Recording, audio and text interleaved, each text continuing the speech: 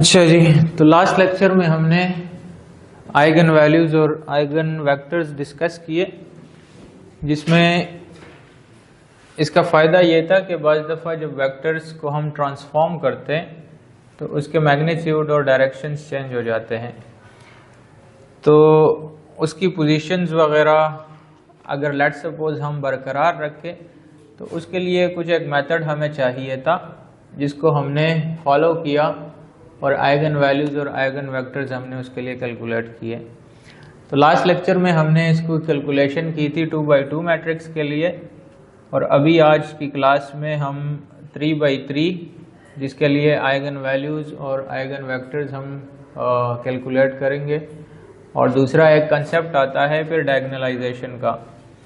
तो डायगनलाइजेशन के सारी कैलकुलेशंस वगैरह, फिर हमारा जो लीनियर अलजेब्रा का मैट्रिसेस से रिलेटेड टॉपिक्स थे वो सारे कवर हो जाएंगे। फिर आगे जाके हम कोशिश करते हैं कि प्रोबेबिलिटी स्टार्ट करें, ठीक है। तो मिड से पहले तकरीबन कोई 7-8 लेक्चर्स ये कंप्लीट हो जाएंगे। तो क्वेश्चन हमारे पास मौजूद है यहाँ पे कि 3x3 का मैट्रिक्स है जिसके लिए आइगन वैल्यूज़ और आइगन वेक्टर्स हमने कैलकुलेट करने हैं। स्ट्रक्चर आइगन वैल्यूज़ का वही सेम ही रहेगा जैसे 2x2 के लिए था, थोड़ी सी कैलकुलेशन इसमें से ज़्यादा हो जाएगी। तो इसको ट्राई कर लेते हैं। एक क्वेश्चन हमें दिया गया है कि let's suppose find the eigen values and eigen vectors for the given 3x3 matrix, ठीक है। और जो मैट्रिक्स हमें दिया गया है that is equal to the 8 -8 -2 4 -3 -2 3 -4 और 1, ठीक है। तो आइगन वैल्यूज़ के लिए जो हमने स्ट्रक्चर यूज़ किया था, सॉल्यूशन में लिखते हैं फॉर आइगन वैल्यूज़।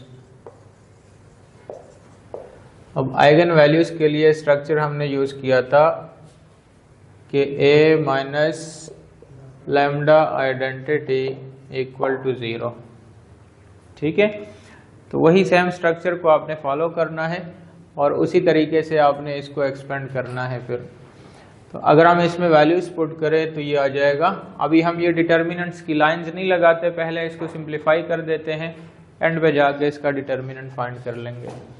तो ये आ जाएगा 8 -8 -2 4 -3 -2 3 -4 एंड 1। माइनस अपनी जगह पे, लैम्डा की वैल्यूज हमने फाइंड करनी है। और लास्ट जो 2x2 का था तो आइडेंटिटी मैट्रिक्स हमने लगाया था 1 0 एंड 0 1, ठीक है। अब चूंकि 3x3 का है तो ये आ जाएगा 0 1 0 0 0 1, ठीक है, इक्वल टू 0। तो लैम्डा आप अंदर मल्टीप्लाई करो, फिर इसके करस्पॉन्डिंग वैल्यूज़ में से माइनस कर दो और फिर जाके हम इसका डिटर्मिनेंट फाइंड कर लेते हैं। तो ये ऐसे बन जाएगा 8 माइनस लैम्डा -8 -2 फिर 4 -3 लैम्डा -2 3 -4 1 लैम्डा, इसका डिटर्मिनेंट इक्वल टू 0, ठीक है। डायरेक्टली मैंने लिख दिया, यहाँ पे लैम्डा को मल्टीप्लाई किया और इसमें से माइनस कर दिया।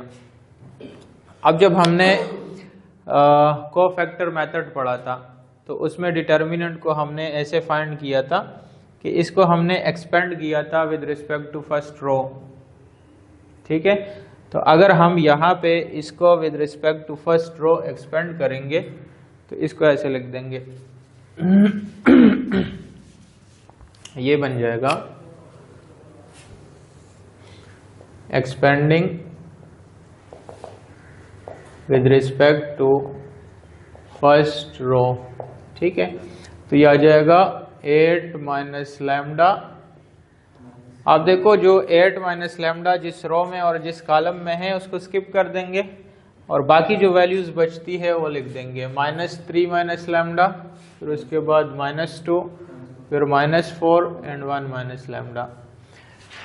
पहली वैल्यू को प्लस में लिखना है, दूसरी वैल्यू को माइनस में लिखना है। चूंकि ऑलरेडी माइनस में है तो माइनस माइनस प्लस हो जाएंगे, ठीक है। और लिख देंगे 8। अब 8 जिस रो में है, जिस कॉलम में है, उसको स्किप कर देंगे, बच जाएगा 4 -2 3 एंड 1 माइनस लैम्डा, ठीक है। अगली वैल्यू फिर प्लस में लिखेंगे, चूंकि वो माइनस में है तो -2 आ जाएगा, सही है। और -2 के अगेंस्ट जो कॉलम रो है उसको स्किप कर दो, 4 -3 minus lambda and 3 -4 equal to 0। तो इसको सिंप्लीफाई करो। सर रिड्यूस वाले फॉर्म में निकाल सकते हैं उसे? नहीं, असल में रिड्यूस वाले फॉर्म में तो फिर जाके इनवर्स आ जाएगा ना। डिटर्मिनेंट का बस यही मेथड आप फॉलो करें तो यह आ जाएगा। अभी जो ये वाली वैल्यूज अगर लेट सपोज 0 आ जाए ना, वो जैसे आप कह रहे हो, तो उसकी वैल्यूज डिफरेंट आ जाती है। फिर वो अगर बाई चांस बन जाए तो आप उसको डायरेक्टली यूज कर लो। तो हम सिर्फ मल्टीप्लाई करेंगे। हाँ, फिर सिर्फ ये मल्टीप्लाई हो जाएगा, जो डायगोनल एलिमेंट्स है उसकी वैल्यूज भी डायरेक्ट आ जाएगी, लैम्डा की वैल्यूज। लेकिन अगर क्वेश्चन में आपके पास ये वाली वैल्यूज हो तो इसकी वैल्यू खत्म हो जाती है फिर नंबर्स की, अगर आप उसको कन्वर्ट करोगे तो ये सारी ट्रांसफॉर्मेशन से ये वाली जो वैल्यूज है उसका इफेक्ट खत्म हो जाएगा। तो इस वजह से तो आप इसको ऐसे करो, उसी तरीके से आप इसको सिंप्लीफाई करो, ये मल्टीप्लाई हो जाएगा तो ये आ जाएगा -3 माइनस लैम्डा, या पहले इसको लिखो -3 minus lambda into 1 minus lambda -4 multiply -2 plus 8, और ये आ जाएगा 4 -4 लैम्डा प्लस 6 -2, ये आ जाएगा -16 plus 9 plus 3 lambda equal to 0, ठीक है। बीच में माइनस का साइन आता है तो वो माइनस यहाँ पे मैंने डायरेक्टली मल्टीप्लाई कर दिया इसके साथ भी, ठीक है। तो ये बन जाएगा 8 माइनस लैम्डा, और इसको मल्टीप्लाई करेंगे तो -3 plus 3 lambda minus lambda plus lambda square और प्लस 8 हो जाएगा, ठीक है। ये वाले जो मल्टीप्लाई होंगे तो, और यहाँ से आ जाएगा +8, ये बन जाएगा 10 -4 लैम्डा। ये माइनस और माइनस प्लस होगा तो बाहर वाले माइनस बड़ा माइनस क्या हो जाएगा? ये वाले माइनस माइनस प्लस हो जाएंगे ना, तो हाँ ये माइनस हो जाएगा, ठीक है। ये प्लस हो गया, ये माइनस हो गया, ठीक है। दूसरा फिर -2, और यहाँ से आपके पास आ जाएगा -7 प्लस 3 लैम्डा इक्वल टू 0, ठीक है। ये प्लस माइनस का ध्यान रखा करो, नहीं तो फिर आंसर इसका गलत आ सकता है। 8 माइनस लैम्डा, फिर उसके बाद यहाँ पे यहाँ से आ जाएगा -11, इन दोनों से आ जाएगा +2 लैम्डा और प्लस लैम्डा स्क्वायर, ठीक है। फिर इसको मल्टीप्लाई करो अंदर, 80 -32 lambda plus 14 -6 lambda equal to 0, ठीक है। तो ये बन जाएगा -88 plus 16 lambda plus 8 lambda square plus 11 lambda, उसके बाद -2 lambda square minus lambda cube, और यहाँ से जो सिंप्लीफाई होते हैं इसको सिंप्लीफाई करो यहाँ पे ही, तो यह आ जाएगा +94, और यहाँ से आ जाएगा -38 लैम्डा इक्वल टू 0, ठीक है। कैलकुलेशन का ध्यान रखना। ये आ जाएगा माइनस लैम्डा क्यूब, और जो लैम्डा स्क्वायर वाले है यहाँ से आ जाएगा प्लस 6 लैम्डा स्क्वायर, और जो लैम्डा वाले है 16, 11, 27, 27 माइनस 38, 38, 27, 11 माइनस 11 आ जाएगा, माइनस 11 लैम्डा, ये भी हो गया, ये वैल्यू, फिर उसके बाद 94 बचा, तो ये आ जाएगा माइनस प्लस 6 इक्वल टू 0। ये वैल्यू हो गई और ये वाली वैल्यू हो गई। इसको चेक करो, शाबाश। माइनस से मल्टीप्लाई कर देंगे तो ये बन जाएगा lambda cube minus 6 lambda square plus 11 lambda minus 6 equal to 0। इसको चेक करना, कैलकुलेशन देखो जरा।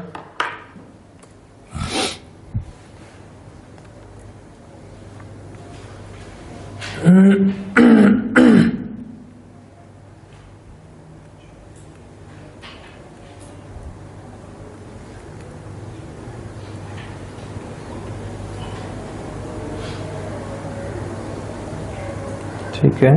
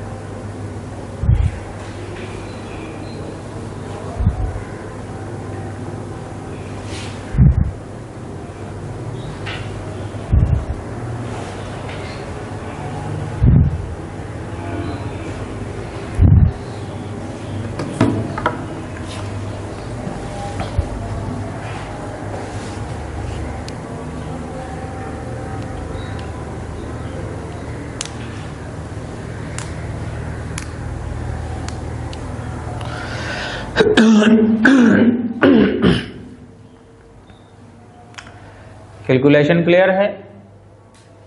बस इसमें सिर्फ आपने ये करना है कि इसकी थोड़ी सी कैलकुलेशन करनी है, बाकी तकरीबन इजी है। जो सेम टर्म्स आते हैं उसको प्लस माइनस करना है। एंड पे जाके आपके पास एक पॉलिनोमियल बनेगा पावर 3 का, जैसे लास्ट टाइम बना था क्वाड्रेटिक इक्वेशन। तो हम क्वाड्रेटिक इक्वेशन को फैक्टराइजेशन, कंप्लीटिंग स्क्वायर या क्वाड्रेटिक फार्मूला से सॉल्व कर सकते हैं। लेकिन अगर हमारे पास ये पावर 3 में आ जाए तो हमने एक मेथड पढ़ा था 10th के अंदर, वो सिंथेटिक डिवीजन का।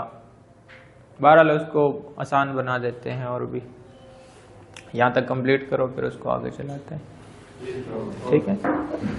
अच्छा, अब इसके साथ आप लोगों ने करना ये है कि जैसे क्वाड्रेटिक इक्वेशन के हम 2 फैक्टर्स बनाते थे तो लैम्डा की वैल्यू वहाँ से निकल आती थी। इस तरीके से अगर पावर 3 में आ जाए तो फिर इसके 3 फैक्टर्स बनेंगे, ठीक है। अब वो 3 फैक्टर्स हमने ढूंढने कैसे है, तो ये जो लास्ट की वैल्यू है 6, इस 6 के आपने तमाम फैक्टर्स लिखने हैं, plus minus 1, plus minus 2, plus minus 3, plus minus 6, यानी 6 के वो सारे तमाम फैक्टर्स जो इस 6 को कंप्लीटली डिवाइड कर सकता हो, ठीक है। तो अब हम ये करेंगे कि इसमें से ये पहले 1-2 वैल्यूज है, जब हम इसमें पुट करते हैं इक्वेशन में तो ये इक्वल टू 0 बन जाता है, ठीक है। कोई रेयर केसेस में होगा जो कोई तीसरे या चौथे वैल्यू पे जाएगा। तो अब हम ऐसे करते हैं कि ये जो इक्वेशन हमें दी गई है इसमें हम 1 पुट कर देते हैं पूरे इक्वेशन में, और फिर चेक करते हैं कि ये इक्वल टू 0 बनता है कि नहीं। अगर लेट्स सपोज ये इक्वल टू 0 बनता है तो हम कहेंगे कि 1 जो है ये इसका एक फैक्टर है, मतलब जो इसको कंप्लीटली डिवाइड कर सकता है। तो यहाँ लिख देते हैं put x is equal to lambda equal to 1। तो जब हम इसमें 1 पुट करेंगे तो ये आ जाएगा 1 का क्यूब -6 1 का स्क्वायर, फिर उसके बाद +11 1 और -6 इक्वल टू 0। तो इसको चेक करते हैं। 1 - 6 + 11 -6 इक्वल टू 0। तो ये मेरे ख्याल से बन सकता है इक्वल टू 0। ठीक हो गया। तो अब ये वाला जो है ये हमारे पास इस पूरे का एक फैक्टर आ गया λ-1। ठीक है, यानी कि अगर हम λ-1 ले और इसको λ-1 से डिवाइड करें तो वो इसको कंप्लीटली डिवाइड कर सकता है। तो इसको जरा स्टॉप करो हमजा। 1 है तो हम सिंथेटिक डिवीजन को फिर यूज करते थे कि इसके सारे कोएफिशिएंट्स लेते थे, यानी कि 1 -6 11 और -6 इसको ऐसे लिखते थे। यहाँ लिख देते हैं यूजिंग सिंथेटिक डिवीजन मेथड। यह आ जाएगा 1 -6 11 और -6। ठीक है, इसको लिखते हैं ऐसे। अब देखो ये जो फैक्टर हमारे पास आया था एक λ-1 इक्वल टू 0 का, जिसमें लैम्डा की वैल्यू आई है 1, पहला फर्स्ट फैक्टर। इसका ये जो 1 है ना, ये यहाँ पे पुट करना है। ठीक है, पहली वैल्यू चाहे आपके पास 1 है 2 है 3 है, उसको नहीं छेड़ना, वो वाली वैल्यू एज इट इज आपने यहाँ पे नीचे लेके लिखनी है, चाहे वो 2 हो, चाहे 5 हो, चाहे 3 हो। अभी ये बाई चांस 1 बना है, तो फिर ये वाली वैल्यू इसके साथ मल्टीप्लाई करके इसके नीचे लिखना है जो सेकंड वैल्यू है। मतलब first value as it is आएगी और इस फर्स्ट वैल्यू को मल्टीप्लाई करना है इस नंबर के साथ जो पहला फैक्टर बना है 1 का।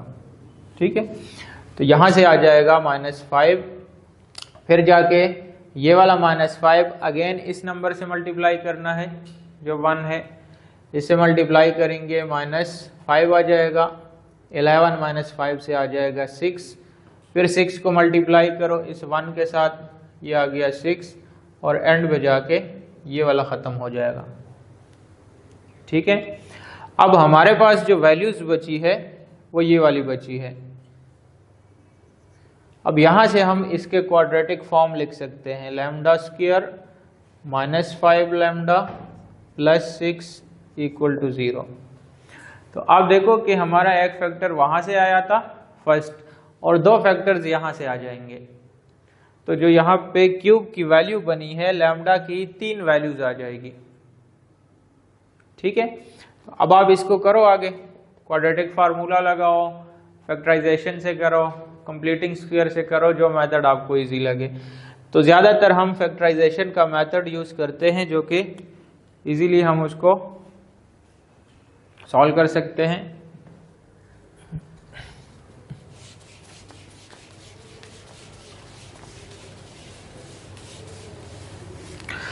तो इसके फैक्टर्स कौन से बनेंगे? -2 और -3 लगा सकते हैं। मिडल की वैल्यू को हमने ब्रेक किया -2 -3 में, दोनों को प्लस करेंगे तो +6 आ जाएगा। ठीक है, तो इसके अगर हम फैक्टर्स बनाएं तो ये ऐसे बन जाएगा λ² -2 λ -3 λ -6 इक्वल टू 0। चूंकि माइनस लिया अंदर का साइन चेंज हो जाएगा। ठीक है, तो इसमें से लैम्डा कॉमन ले लो, λ -2 -3 कॉमन आ गया, λ -2 इक्वल टू 0। तो ये बन जाएगा λ -3 इंटू λ -2 इक्वल टू 0। तो लैम्डा की वैल्यू आ गई एक 3 और लैम्डा की वैल्यू आ गई 2। तो 3 वैल्यूज हमारे पास आ चुकी है, एक ये वाली वैल्यू है, एक लैम्डा की वैल्यू 2 आई है, एक लैम्डा की वैल्यू 3 आई है। तो ये हमारे पास आ गए आइगन वैल्यूज 3। अब हर एक वैल्यू के अगेंस्ट इसका आइगन वेक्टर बनेगा, जहां पे वो लैम्डा वाली फॉर्म बनी थी, माइनस की फॉर्म में जो लिखा था हमने ए माइनस लैम्डा आइडेंटिटी वाला, तो वहां पे हम अब एक एक वैल्यू पुट करेंगे। पहले 1 पुट करेंगे, उसको सिंप्लीफाई करेंगे, तो इसके अगेंस्ट हमारे पास एक वेक्टर बनेगा 3 वैल्यूज का। उसके बाद हम 2 पुट करेंगे तो इसके अगेंस्ट एक वेक्टर बनेगा। इसी तरह 3 के लिए एक वेक्टर बनेगा। तो पिछला जो 2x2 का था उसमें थोड़ी सी कैलकुलेशन थी, इस वाले का मेथड उससे ज्यादा इजी है, और भी इसमें चेक कर लेते हैं। तो यहां तक जो क्वेश्चन था इसमें हमारे पास ये वाला जो पार्ट था ये कवर हो गया आइगन वैल्यूज का। ठीक है, तो अब फाइंड कर लेते हैं eigen vectors for lambda is equal to 1 के लिए। ये कर दो रेस।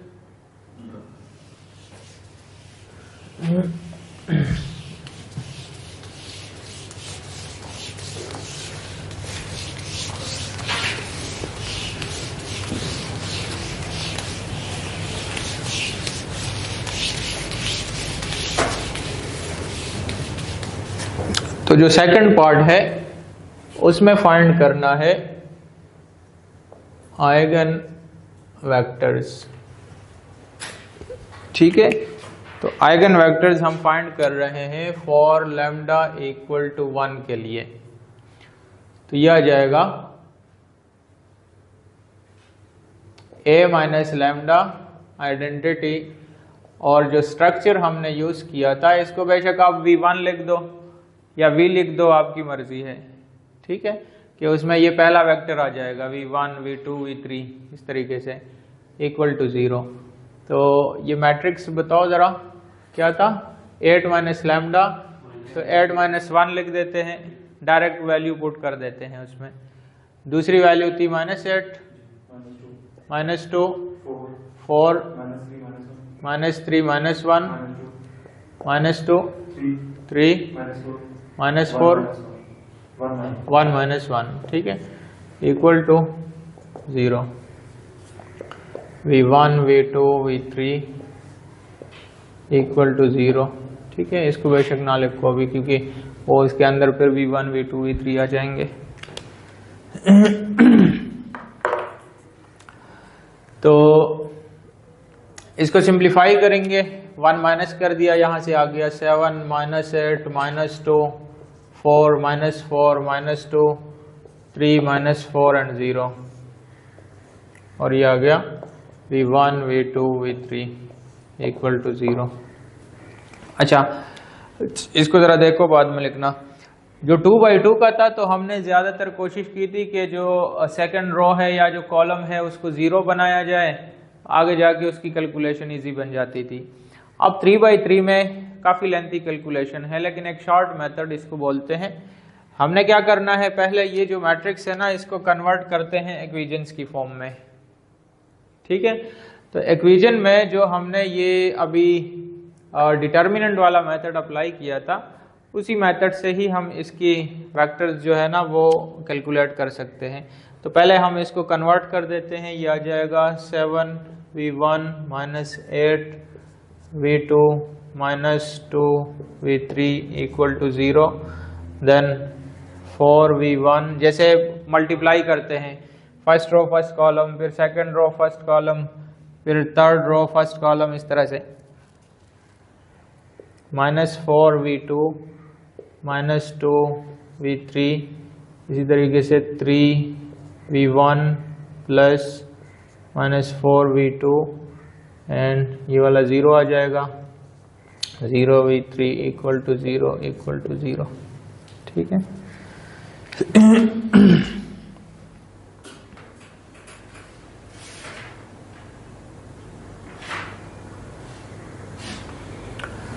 हमें 3 वैल्यूज चाहिए for lambda is equal to 1 के लिए। आप लोगों ने करना ये है कि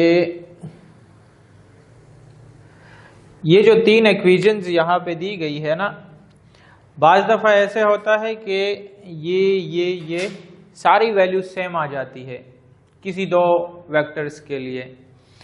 तो बस आप सिर्फ उसमें, वैसे आती नहीं है, रेयर केसेस में आ जाता है कि ये भी 7 हो, ये भी 7 हो, ये भी 7 हो, ये भी 7 हो, ये भी 7 हो, ये भी 7 हो। 3 इक्वेशंस में से आपने कोई एक इक्वेशन को सेलेक्ट करना है जिसको हम स्किप कर दें। फॉर एग्जाम्पल यहां पे अगर हम वैल्यूज देखें तो वैल्यूज सारे डिफरेंट है, मतलब ये 7 है, 4 है, 3 है, -8 है, -4, -4, -2 एंड 0, मतलब तीनों सेम नहीं है। तीनों सेम का मतलब ये है कि आप ये पूरी की पूरी रो सेम हो। फिर हम कोशिश करते हैं कि हम वो वाली रो सेलेक्ट करें कि बाकी जो 2 बचते हैं उसकी वैल्यू सेम ना बने। अगर वो सेम बनती है तो फिर वो सारे वेक्टर 0 हो जाते हैं उसकी कैलकुलेशन से। फॉर एग्जाम्पल हम ये वाली रो सेलेक्ट कर देते हैं, वहां से हम लिख देते हैं कि V1 हमने फाइंड करना है और इस V1 के अगेंस्ट जो कॉलम होगा और जो इसकी रो है उसको स्किप करना है, जैसे डिटर्मिनेंट फाइंड किया था ना, expanding with respect to first row जैसे किया था। तो V1 वाले कॉलम को और इस रो को स्किप करना है और जो बाकी बचे हैं उसका डिटर्मिनेंट फाइंड करना है, यानी कि -4 बच गया, -2 बचा, -4 बच गया और 0 बचा। ठीक है, तो अगर हम इसका डिटर्मिनेंट फाइंड करेंगे तो ये आ जाएगा 0 -8, तो V1 की वैल्यू जो पहली वैल्यू बनेगी वो बनेगी -8। अब आते हैं दूसरे पे, V2 के लिए। इसको देखें, V2 के अगेंस्ट जो कॉलम है और जो रो है उसको स्किप करना है। वैल्यू बची है 4, -2, 3 एंड 0। ठीक है, तो इसका अगर हम डिटर्मिनेंट फाइंड करेंगे तो ये आ जाएगा 0 + 6, दूसरी वैल्यू आ जाएगी 6। अगर हम V3 की बात करें तो V3 बन जाएगा ये वाला कॉलम और ये वाली रो, इसको स्किप करें तो ये आ जाएगा 4 -4, 3 -4 और इसका डिटर्मिनेंट, तो ये बन जाएगा -16 + 12 -4। तो V1 वेक्टर जो हमारे पास बना है वो बन गया -8, 6 और -4। अब आप इसको मजीद सिंप्लीफाई भी कर सकते हो, जैसे हम वेक्टर्स में से या मैट्रिक्स में से कॉमन लेते हैं, तो आप अगर इसको देखो तो हम इसमें से 2 कॉमन भी ले सकते हैं, तो ये बन जाएगा 4, उसके बाद 3, उसके बाद -2। तो V1 वेक्टर हमारे पास आ गया -4, 3 एंड 2। अब जो मैं बता रहा था ना कि जिसमें से सेम वैल्यूज आ जाए, देखो अगर मैं इसको ऐसे लिखूं, इसको आप बाद में लिखना, इसको जरा देखो बोर्ड की तरफ। मैं लिखता हूं 3V1 + 3V2 + 3V3 = 0, फिर 3V1 + 3V2 + 3V3 = 0, फिर 4V1 + 5V2 + 6V3 = 0। अब आप देखो अगर हम ये वाली वैल्यू सेलेक्ट करें, ये वाली रो सेलेक्ट करें, तो कौन कौन से बचते हैं? ये वाले बचते हैं ना। अब आप देखो अगर हम इसका डिटर्मिनेंट फाइंड करेंगे तो 3 - 3 9 और 3 - 3 9 0 हो जाएगा।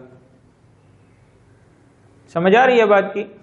तो मतलब ये है कि अगर आपने सिर्फ इसमें देखना ये है कि वो वाली रो सेलेक्ट करनी है कि बाकी जो 2 बचते हैं उसकी वैल्यू सेम ना हो, कोई एक आधी वैल्यू उसमें डिफरेंट हो। वैसे इस तरह का केस बनता नहीं है, लेकिन बन भी सकता है, क्योंकि कैलकुलेशन में अगर लेट्स सपोज इस तरह की वैल्यू आ जाती है तो फिर आपने कोशिश करनी है कि आप ये वाली रो सेलेक्ट करो ताकि अगले जो 2 बचते हैं उसकी वैल्यूज डिफरेंट बने। क्लियर है?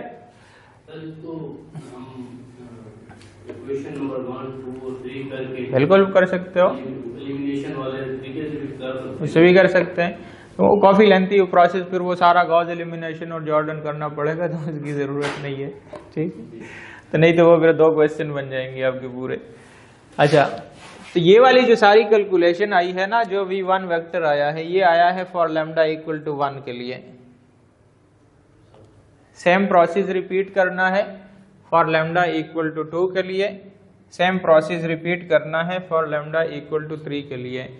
तो मतलब ये है कि अगर हम इसको 2 के लिए रिपीट करें ना, तो इसको यहाँ तक कंप्लीट करो ज़रा, फिर इसको बस जल्दी ख़त्म कर देते हैं। इसमें जो कॉमन 2 है सर, वो फिर कहाँ से आएगा? कौन सा?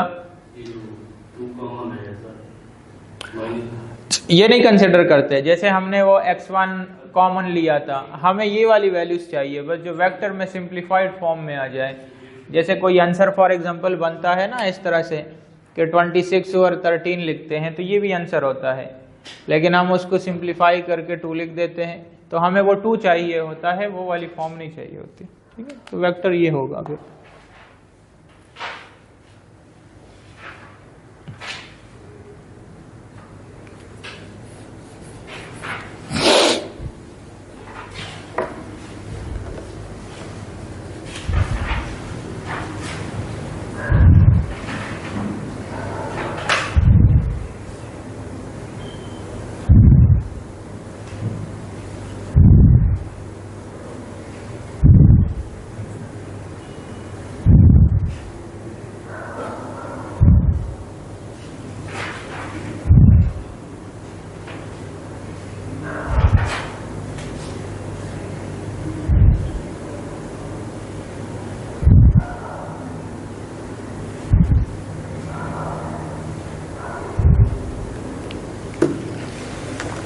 अच्छा, तो अगर हम सेम प्रोसेस को रिपीट करें फॉर लैम्डा इक्वल टू 2 के लिए, तो ये 2 हो जाएगा, इसको 2 कर देंगे, ये भी 2 हो जाएगा, तो यहां से आ जाएगा